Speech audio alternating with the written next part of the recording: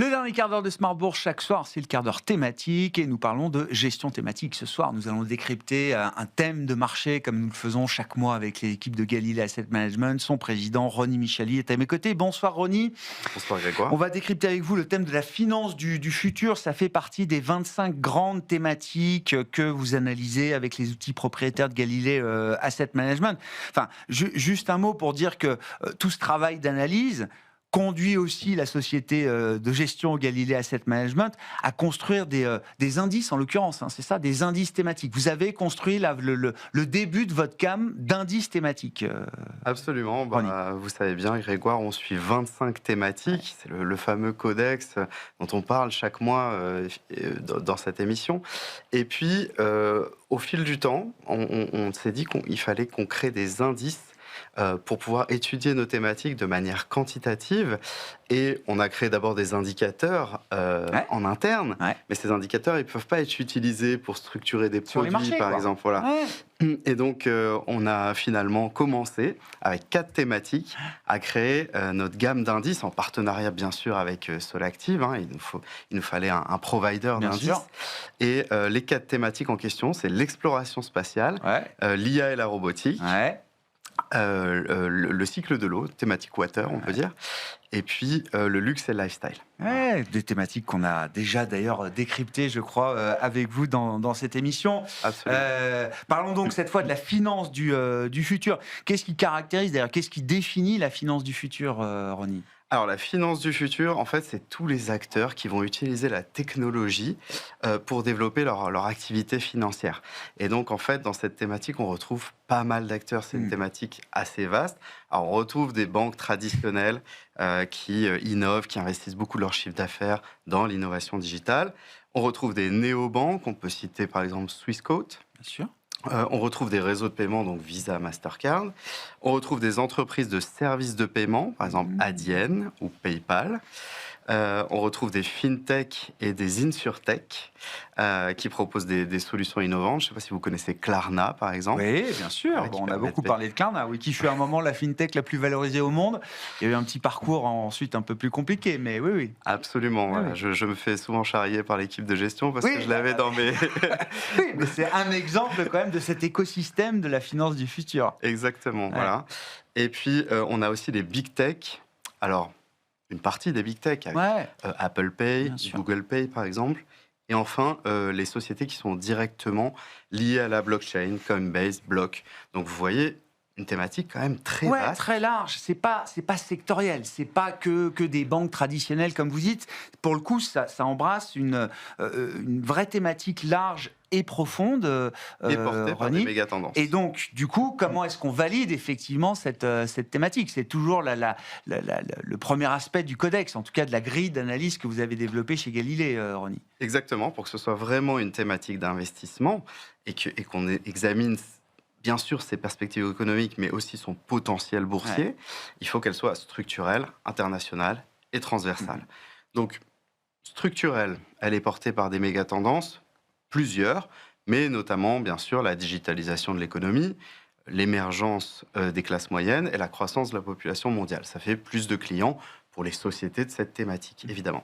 Si on prend juste la digitalisation de l'économie, l'essor du e-commerce va faire que, bien sûr, on va avoir besoin de solutions qui sont efficaces, qui sont instantanées et qui sont internationales. Du coup, j'en arrive à l'international. Cette thématique, elle est bien sûr internationale parce que le système financier, il est largement mondialisé et il est interconnecté. Vous avez possibilité de payer avec vos cartes bancaires un peu partout dans le monde et surtout avec les néobanques maintenant. Mais surtout avec des sociétés comme Visa, Mastercard, Adyen, c'est un chiffre d'affaires qui est mondialisé.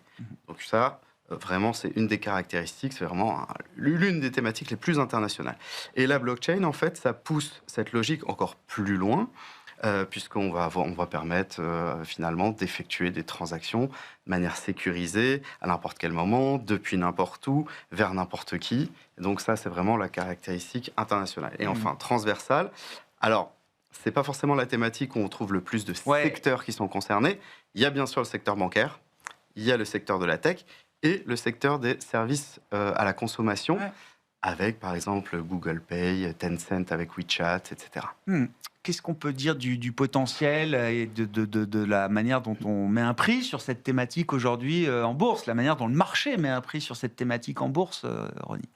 Alors, sur le prix, et après je reviendrai sur les performances. Ouais. Mais sur le prix, on est entre 23 et 24 fois les bénéfices, le fameux Wow. PER. Ouais.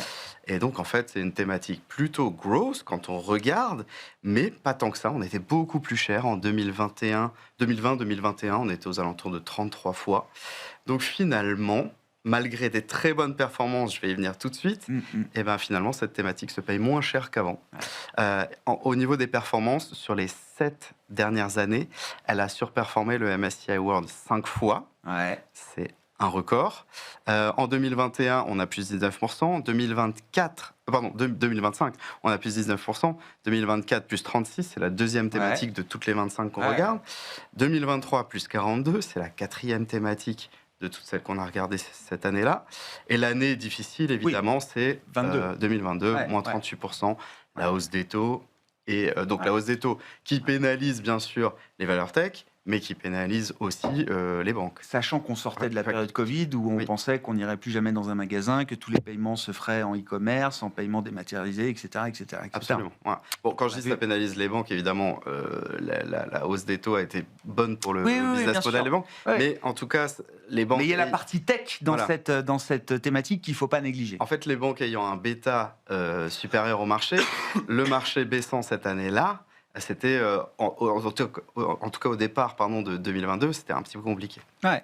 Qu'est-ce qu'on peut dire des points forts? On en a déjà cité certains pour cette thématique, et des fragilités aussi peut-être derrière cette thématique de la finance du futur. Alors, pour finir sur les chiffres, ce qui explique finalement qu'on a des très bonnes performances, mais qu'on se paye pas si cher que ça, c'est que les perspectives économiques, elles ont largement augmenté. La croissance du chiffre d'affaires, c'est 13% annualisé pour les 3 prochaines années. La croissance des BPA, c'est 20% annualisé. Et puis, évidemment, tout ça se fait dans une volatilité plus élevée que le marché. D'accord. Mais du coup, tout cela représente quand même des points forts, des points forts de la thématique. Sinon, en points forts un petit peu plus subjectif, moins quantitatif, on va dire. En point fort, vous avez bien sûr la démocratisation de l'investissement avec les plateformes. Maintenant, même en France, avant c'était que au UK, lorsque vous preniez le métro à Londres, vous voyez des plateformes d'investissement, etc., pour la pension, tout ce qui est retraite. Maintenant, vous retrouvez ça aussi en France, avec les Trade Republic, par exemple, qui font la pub à la télévision, Revolut, bien sûr. Donc, voilà, démocratisation de l'investissement avec les plateformes, la réduction des coûts opérationnels que ça engendre, la rapidité des transactions, et évidemment, tous les avantages de la blockchain, limitation des intermédiaires, transparence des opérations, traçabilité. Ça, c'est pour les points forts. Pour les points faibles, c'est des sociétés qui sont fortement régulées. Le secteur bancaire est fortement régulé. La tech, ça commence un petit peu plus. Sensible aux décisions politiques. Vous avez Donald Trump qui, il y a 2 semaines, a annoncé qu'il souhaitait baisser le taux des cartes de crédit à 10%. Ça n'a pas profité du tout à la thématique. Un business important pour les banques américaines, sûr. Absolument. Et l'ouverture de la concurrence aussi. Parce qu'il y avait la baisse du taux, mais il y avait aussi l'ouverture de la concurrence. Donc ça, effectivement, c'est des points faibles. Autre point faible, les cyberattaques. On le voit surtout sur les plateformes de blockchain. En tout cas, les plateformes d'actifs digitaux. Bon, ça peut coûter extrêmement cher. Et aussi, ça peut miner la confiance. Donc ça, on a déjà eu, effectivement, des votes de crypto. On a eu FTX. On a eu un risque de réputation énorme, évidemment. Voilà. Mais de manière générale, ça progresse. Les actifs tokenisés, aujourd'hui, dans le monde, c'est 12,3 milliards. Et en 2023, c'était 1 milliard. Non, ça va très très vite. Cette nouvelle architecture financière se développe à une vitesse incroyable. Du coup, quelles sont les bonnes manières d'investir dans cette thématique finance du futur, là, dans l'univers des fonds et des produits disponibles exposés à cette thématique? Quels sont ceux qui retiennent votre attention, Ronnie?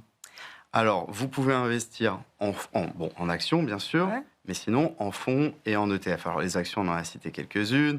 On a cité Adyen, par exemple. Bien sûr. Il faut savoir que le chiffre d'affaires de Adyen, sur les 5 dernières années, la croissance du chiffre d'affaires n'a jamais été inférieure à 20%. Donc voilà, vous pouvez aller sur des sociétés comme ça, on en a cité plein. Maintenant, au niveau des fonds et des ETF, on peut aller sur Robeco, par exemple, Robeco New Financials. Voilà. C'est un fonds qui a des banques classiques, mais aussi des entreprises susceptibles de jouer un rôle dans la numérisation de la thématique. C'est vraiment pour les gens qui veulent tester et pas y aller totalement. Parce que ça reste quand même un fonds où il y a pas mal de banques classiques, avec une approche GARP, donc Growth at Reasonable Price. Donc voilà, c'est pour les gens qui souhaitent mettre un pied dans la thématique. Dans celui-ci, il y a 50% de sociétés US, 30% d'Europe. D'accord. Il faut vouloir s'exposer au moins à moitié aux US. Ensuite, vous avez chez BlackRock BGF FinTech. Alors là on est déjà on est déjà plus tourné sur l'évolution digitale. Celui-ci a un peu plus d'États-Unis, presque 67% d'US.